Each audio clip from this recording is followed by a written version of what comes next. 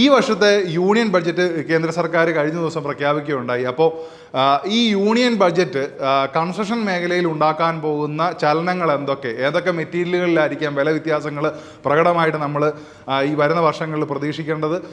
അതുപോലെ തന്നെ ഈ ബഡ്ജറ്റിൽ തന്നെ പ്രഖ്യാപിച്ച ഇന്ത്യയിൽ മൊത്തമായിട്ട് യൂസ് ചെയ്യുന്ന ഒരു രജിസ്ട്രേഷൻ, ലാൻഡ് രജിസ്ട്രേഷൻ്റെ ഒരു സംവിധാനം പുതുതായിട്ട് കേന്ദ്ര സർക്കാർ ഇൻട്രൊഡ്യൂസ് ചെയ്യുന്നു. അത് ചില സ്റ്റേറ്റുകളിൽ കഴിഞ്ഞ വർഷം മുതലേ തുടങ്ങിയിരുന്നു.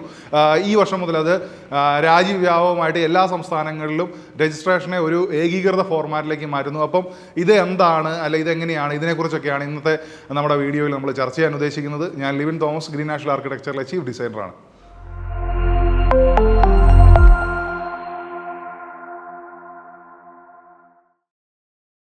അപ്പോൾ നമ്മൾ ആദ്യത്തെ പോർഷനായിട്ട് നമ്മൾ ഇതിനകത്ത് മേജറായിട്ട് കോസ്റ്റ്ലി വ്യത്യാസം ഉണ്ടാകാൻ സാധ്യതയുള്ള മെറ്റീരിയലുകൾ എന്തൊക്കെ എന്നുള്ളതിനെക്കുറിച്ചൊന്ന് നോക്കാം. കൺസ്ട്രക്ഷനെ സംബന്ധിക്കുന്നിടത്തോളം ഇപ്രാവശ്യത്തെ കേന്ദ്ര ബഡ്ജറ്റിൽ സർക്കാർ നല്ല ഒരു ഫണ്ട് തന്നെ എക്കണോമിക് ബൂസ്റ്റ്, അതായത് ഒരു രാജ്യത്തിൻ്റെ എക്കണോമി തന്നെ തീരുമാനിക്കപ്പെടുന്നത് അവിടുത്തെ ഏറ്റവും കൂടുതൽ ആൾക്കാർക്ക് തൊഴിൽ കൊടുക്കുന്ന ഒരു മേഖല ഏതാണ് എന്ന് പരിഗണിച്ചുകൊണ്ടാണ്. അപ്പോൾ അങ്ങനെ നോക്കുമ്പോൾ കൃഷി കഴിഞ്ഞാൽ ഇന്ത്യയിൽ ഏറ്റവും കൂടുതൽ ആൾക്കാരെ തൊഴിൽ കൊടുക്കുന്നതിൽ ഏറ്റവും കൂടുതൽ എക്കണോമിക് ആക്ടിവിറ്റി നടക്കുന്ന ഒരു സെക്ടറാണ് ഈ കൺസ്ട്രക്ഷൻ എന്ന് പറയുന്നത്. അപ്പോൾ ഈ കൺസ്ട്രക്ഷന് വേണ്ടിയിട്ട് ഈ പ്രാവശ്യത്തെ കോവിഡ് ആനന്തര കാലത്ത് കൂടുതൽ നല്ല പ്രൊപ്പോസലുകൾ, കൂടുതൽ ഫണ്ടുകൾ കേന്ദ്ര സർക്കാർ നീക്കി വെച്ചിട്ടുണ്ട്. അതിൽ പ്രധാനമായിട്ടും ഈ വീട് ഹൗസിങ്ങിന് വേണ്ടിയിട്ട്, അതായത് ചിലവ് കുറഞ്ഞ വീടുകൾ നിർമ്മിക്കുന്നതിന് വേണ്ടിയിട്ടൊക്കെ ആയിട്ട് ഗവൺമെൻറ് നല്ലൊരു തുക തന്നെ നീക്കി വെച്ചിട്ടുണ്ട്. അതുപോലെ തന്നെ ഇൻഫ്രാസ്ട്രക്ചർ ഡെവലപ്മെൻറ്റ്സ്, അതായത് റോഡുകൾ ഉണ്ടാക്കുന്നതിന് വേണ്ടിയിട്ട്, നാഷണൽ ഹൈവേ നിർമ്മിക്കുന്നതിന് വേണ്ടിയിട്ട് 25,000 കിലോമീറ്റർ നാഷണൽ ഹൈവേ ഈ വരുന്ന വർഷം നിർമ്മിക്കുമെന്നാണ് ഗവൺമെൻറ് പറഞ്ഞിരിക്കുന്നത്. അപ്പോൾ സ്വാഭാവികമായിട്ട് അത്രത്തോളം മാസീവ് സ്കെയിലുള്ളൊരു കൺസപ്ഷൻ മെറ്റീരിയലിൻ്റെ കാര്യത്തിൽ ഉണ്ടാവും. അതുപോലെ തന്നെ PM ഗതിശക്തി യോജന എന്ന് പറയുന്ന ഒരു പദ്ധതിക്ക് വേണ്ടിയിട്ട് 25,000 കോടി രൂപയാണ് സർക്കാർ നീക്കി വെച്ചിരിക്കുന്നത്.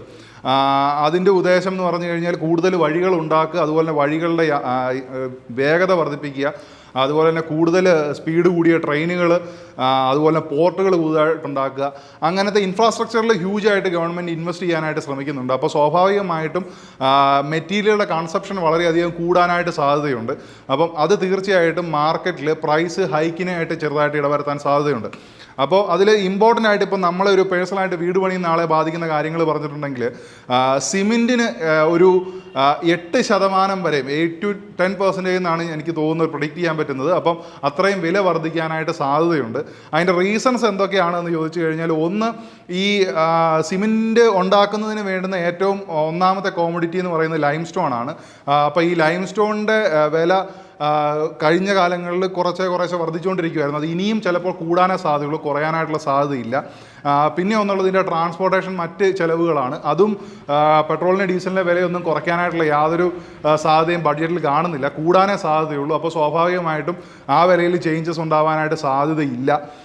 പിന്നെ സ്വാഭാവികമായിട്ട് ഞാൻ പറഞ്ഞ പോലെ തന്നെ കൺസ്ട്രക്ഷൻ ഇൻഡസ്ട്രിയിലേക്ക് ഗവൺമെൻറ് കൂടുതൽ ഫണ്ട് ഇറക്കുമ്പോഴത്തേക്കും കൂടുതൽ കാര്യം ആ മേഖലയിൽ വർക്കുകൾ നടക്കുമ്പോൾ ഡിമാൻഡ് കയറുന്നതനുസരിച്ചിട്ട് പ്രൈസ് കൂടാനായിട്ടുള്ള സാധ്യതയുണ്ട്.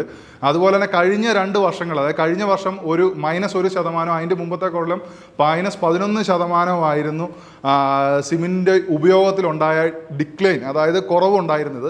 അത് ഈ വർഷം 12 to 13% വർധനയാണ് പ്രഡിക്റ്റ് ചെയ്യുന്നത്. അപ്പോൾ സ്വാഭാവികമായിട്ട് ഹ്യൂജ് ഡിമാൻഡ് സിമെൻറ്റ് കാര്യത്തിൽ ഉണ്ടാകുന്നത് കാരണം തന്നെ സിമെൻറ്റിന് ഒരു 8 മുതൽ 10% വരെ വില വർദ്ധിക്കാനായിട്ടുള്ള സാധ്യതയുണ്ട്. ഇനി അതുപോലെ തന്നെ കൺസ്ട്രക്ഷൻ മേഖലയെ സംബന്ധിക്കുന്നിടത്തോളം മറ്റൊരു ഇമ്പോർട്ടൻ്റ് ആയ ഘടകമാണ് സ്റ്റീൽ, ഇരുമ്പ്, നമ്മൾ ഉപയോഗിക്കുന്ന വാർക്കക്കമ്പി മുതലായ കാര്യങ്ങൾ.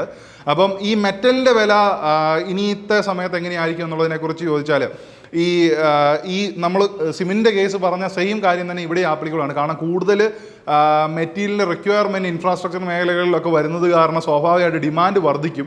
അപ്പോൾ അതിനനുസരിച്ചിട്ട് പ്രൈസ് കൂടാനുള്ളൊരു സാധ്യത ഉണ്ടായിരുന്നു.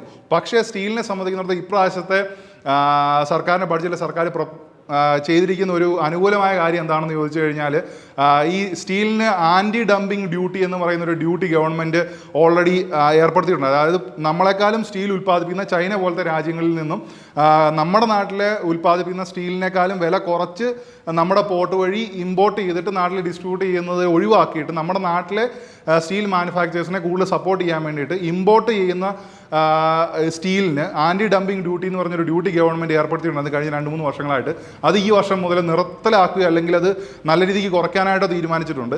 അപ്പോൾ സ്വാഭാവികമായിട്ട് ഇമ്പോർട്ട് കൂടുതലായിട്ട് നടക്കുന്നത് കാരണം സ്റ്റീലിൻ്റെ സപ്ലൈ കൂടുതലുണ്ടാവാൻ സാധ്യതയുണ്ട്. അപ്പോൾ അതുകൊണ്ട് തന്നെ മെറ്റീരിയലിൻ്റെ ഷോർട്ടേജ് സ്റ്റീൽ ഇൻഡസ്ട്രിയിൽ നിന്ന് മാറും.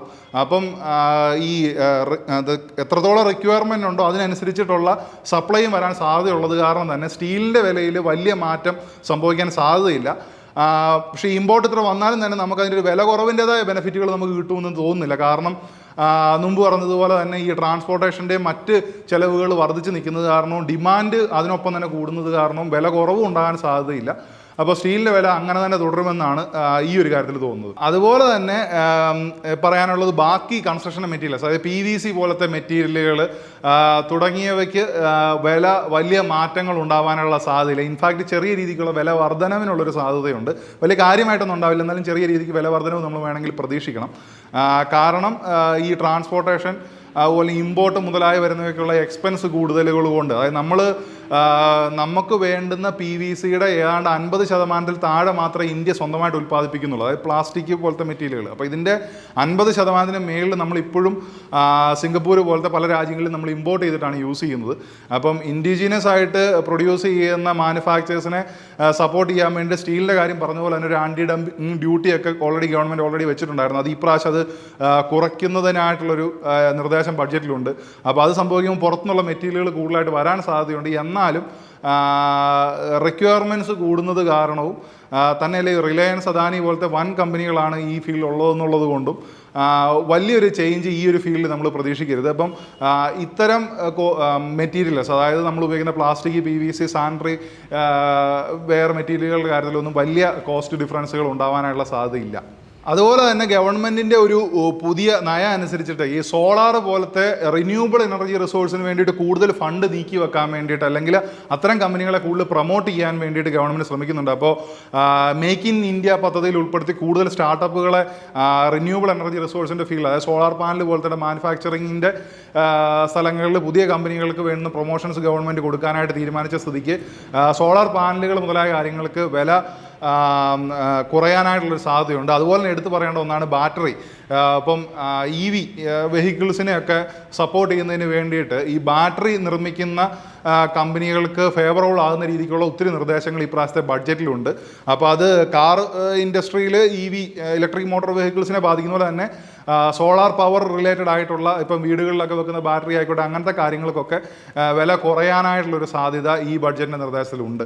അതുപോലെ തന്നെ ഇപ്രാവശ്യത്തെ നമ്മുടെ ബഡ്ജറ്റിൽ നിർദ്ദേശിക്കപ്പെട്ടതും എല്ലാവരാലും കൂടുതൽ ശ്രദ്ധിക്കപ്പെട്ടതും ചർച്ച ചെയ്യപ്പെട്ടതുമായ ഒരു കാര്യമാണ് ഇന്ത്യ ഒട്ടുക്കാകെ ഒരു ഒറ്റ രജിസ്ട്രേഷൻ എന്ന് പറയുന്ന ഒരു പ്രോസസ്സ് ലാൻഡിൻ്റെ കാര്യത്തിൽ വരുന്നു എന്നുള്ളത്.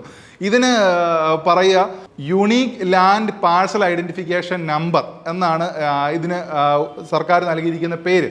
അതായത് നമുക്കൊക്കെ ആധാർ കാർഡ് കിട്ടിയ പോലെ തന്നെ ഇനി അങ്ങോട്ട് എല്ലാ ലാൻഡുകളുടെ രജിസ്ട്രേഷൻ നടക്കുന്ന സമയത്ത് ആ ലാൻഡിന് ഒരു ഐഡൻറ്റിഫിക്കേഷൻ നമ്പർ കൊടുത്തതിന് ഒരു ഡിജിറ്റൽ ഡോക്യുമെൻറ്റ് ഫയലായിട്ട് ഇത്ര സ്ഥലം ഇന്ന അളവിലുള്ളത്, ഇത് ഇന്ന ആളുടെ പേരിൽ ഇന്ന സ്ഥലത്താണ് ഉള്ളത് എന്ന് പറയുന്നത് ഇനി മുതൽ ഡിജിറ്റലായിട്ട് തന്നെ രേഖപ്പെടുത്തി ഓൺലൈനായിട്ട് സൂക്ഷിക്കാൻ വേണ്ടിയിട്ടാണ് സർക്കാർ ഈ ഒരു ഇതിലൂടെ ഉദ്ദേശിക്കുന്നതെന്ന് തോന്നുന്നു. അതായത് ഇപ്പോഴത്തെ നമ്മുടെ ഒരു ലാൻഡ് രജിസ്ട്രേഷൻ നടക്കുന്നത് സ്റ്റേറ്റ് വൈസ് ആയിട്ടാണ്. അതപ്പം നമ്മുടെ കേരള സർക്കാരിൻ്റെ കീഴിൽ ഉള്ള രജിസ്ട്രേഷൻ ഡിപ്പാർട്ട്മെൻ്റ് ആണ് നമ്മുടെ നാട്ടിലെ ഇപ്പോഴത്തെ ലാൻഡ് രജിസ്ട്രേഷൻ നടക്കുക. ഇനി അങ്ങോട്ട് അത് ഇന്ത്യയിൽ ഒട്ടുക്കാകെ ഒരൊറ്റ പോർട്ടലിൽ കൂടെ ഓൺലൈനായിട്ട് രജിസ്ട്രേഷനുകൾ നടക്കുകയും രജിസ്ട്രേഷൻസ് നടത്തപ്പെടുകയും ഇതിൻ്റെ ഡോക്യുമെൻറ്റ്സ് സൂക്ഷിക്കുകയും ചെയ്യുക എന്നുള്ളതാണ് ഈ ഒരു പദ്ധതിയിലൂടെ ഗവൺമെൻറ് ഉദ്ദേശിക്കുന്നത്.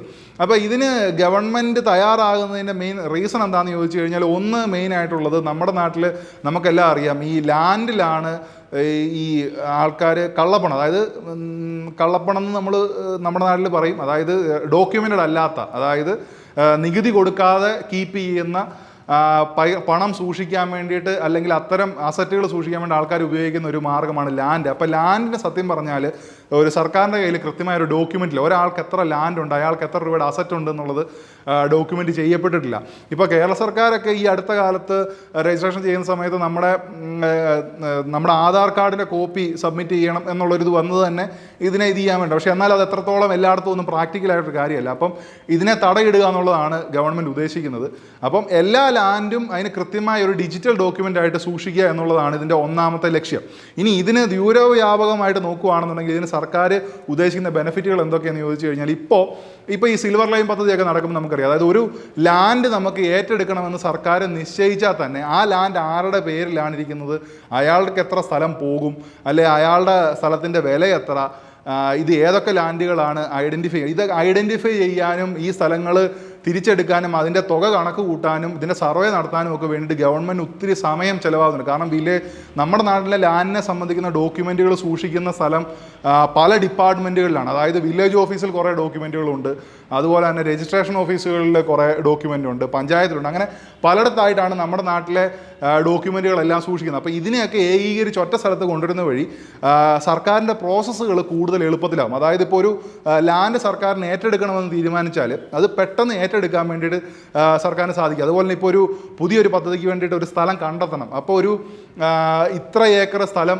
ഒറ്റയടിക്ക് ഗവൺമെൻറ്റിന് എവിടെ അവർ ഉദ്ദേശിക്കുന്ന രീതിക്ക് കിട്ടുമെന്ന് ചോദിച്ചാൽ അവർക്ക് ഈ ഡാറ്റയിലൂടെ കളക്ട് ചെയ്യാൻ പറ്റും. അതുപോലെ തന്നെ ഒരു സ്ഥലത്തിൻ്റെ ഹൈറ്റ്, അതായത് സീ ലെവലിൽ നിന്നുള്ള ഹൈറ്റൊക്കെ വെച്ച് മെൻഷൻ ചെയ്തിട്ടാണ് ഇതിനെ ഡോക്യുമെൻ്റ് ചെയ്യുക. അപ്പം സർക്കാരിന് ഒരു പർട്ടിക്കുലർ ആവശ്യത്തിന് വേണ്ടിയിട്ട് ഒരു സ്ഥലം കണ്ടെത്തണമെന്നുണ്ട് എങ്കിൽ അല്ലെങ്കിൽ അതിന് ഒരു റെക്കോർഡിക്കലായിട്ടുള്ള ഇന്ത്യ വ്യാപകമായിട്ട് കംപ്ലീറ്റ്ലി ഇവിടുത്തെ ലാൻഡുകളുടെ ഒരു റെക്കോർഡാണ് ഗവൺമെൻറ് ഉദ്ദേശിക്കുന്നത്. അത് ഭാവിയിലേക്കുള്ള ഇൻഫ്രാസ്ട്രക്ചർ ഡെവലപ്മെൻറ്റ്സിന് വേണ്ടിയിട്ടും ലാൻഡ് അക്വിസേഷൻ പോലത്തെ കാര്യങ്ങൾ നടക്കുമ്പോൾ അതിനെ ഈസി ആക്കാനും ഒക്കെ വേണ്ടിയിട്ട് ഗവൺമെൻറ് സംവിധാനങ്ങളെയും കൂടുതൽ ഹെൽപ്പ് ചെയ്യും. അതുപോലെ തന്നെ ഇപ്പോൾ ഉണ്ടാകുന്ന ഈ ഒരു കാലതാമസം, ഈ ലാൻഡ് അക്വിസേഷൻ പോലെ കാര്യങ്ങൾക്ക് ഉണ്ടാകുന്ന കാലതാമസങ്ങൾ ഒഴിവാക്കാനും ഒക്കെയാണ് ഗവൺമെൻറ് ഇതിൽ നിന്ന് ലക്ഷ്യമിടുന്നത്. സാധാരണക്കാരൻ്റെ കാര്യം നമ്മൾ പറയുവാണെന്നുണ്ടെങ്കിൽ ഈ ഒരു നിയമത്തിലൂടെ ഉണ്ടാകുന്ന വേറൊരു ബെനിഫിറ്റ് എന്താണെന്ന് ചോദിച്ചു കഴിഞ്ഞാൽ, ഇപ്പോഴത്തെ ഒരു സംവിധാനം അനുസരിച്ചിട്ട് ഈ നമുക്കിപ്പം ഡൽഹിയിലിരിക്കുന്ന ഒരാൾക്ക് കേരളത്തിൽ ഒരു ഭൂമി മേടിക്കണമെന്നുണ്ടെങ്കിൽ അയാൾ അവിടെ നിന്ന് ട്രാവൽ ചെയ്ത് കേരളത്തിൽ വന്നതിന് ശേഷം ഇവിടുത്തെ രജിസ്റ്റർ ഓഫീസിൽ പോയി രജിസ്റ്റർ ചെയ്ത് വേണം ഇത് ചെയ്യാൻ. അല്ലെങ്കിൽ ഇപ്പോൾ ഒരു NRI, ഇപ്പോൾ കേരളത്തിൽ ഭൂമിയുള്ളൊരു NRIക്ക് ഈ സ്ഥലം വേറൊരാളുടെ പേരിൽ എഴുതി കൊടുക്കണം എന്നുണ്ടെങ്കിൽ അയാൾ എവിടെയാണോ ആ നാട്ടിൽ നിന്ന് ഇവിടെ വന്നതിന് ശേഷം ഇവിടുത്തെ രജിസ്റ്റർ ഓഫീസിൽ പോയി അതിൻ്റെ പ്രോസസ്സും കാര്യങ്ങളൊക്കെ ചെയ്തതിന് ശേഷം മാത്രമേ ഇപ്പോൾ ഒരു ലാൻഡ് ട്രാൻസാക്ഷൻ നടക്കുകയുള്ളൂ. പക്ഷേ ഈ ഒരു നിയമം വരുന്നതോടുകൂടി ഡിജിറ്റലൈസേഷനിലൂടെ ഈ ലാൻഡ് ട്രാൻസ്ഫർ നടക്കുന്നത് വഴി എവിടെ ഇരുന്ന് വേണമെങ്കിലും ലാൻഡ് ട്രാൻസ്ഫർ ചെയ്യാനും അതായത് സ്ഥലം എഴുതി കൊടുക്കാനും ഒക്കെ നമുക്ക് സാധിക്കുമെന്നുള്ളതാണ് ഇതിൻ്റെ അകത്ത് സാധാരണക്കാർക്ക് കിട്ടുന്നൊരു ബെനിഫിറ്റ്.